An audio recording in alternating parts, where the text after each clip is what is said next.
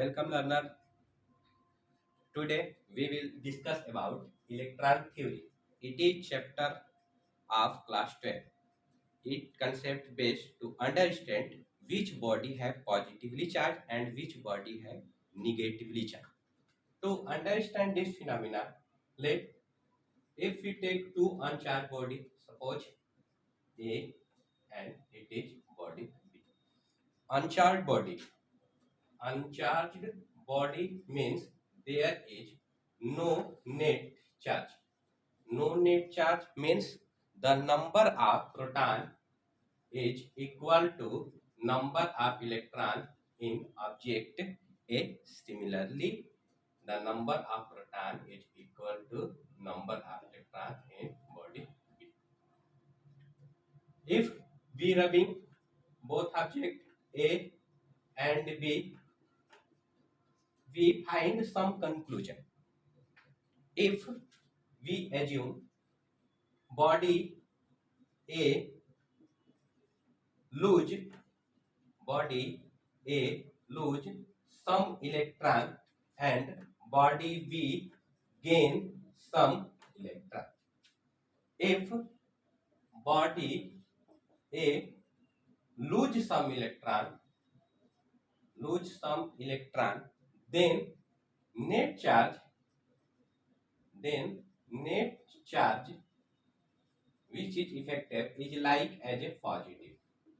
If body B gain electron, net effect of charge is like negative. Mathematically, suppose that in initial condition the number of proton is equal to number of electron. Suppose that any atomic number 11 means the number of proton is plus 11 and number of electron is minus 11. Note net effect of charge initially 0, but when we rub then electron is transferred.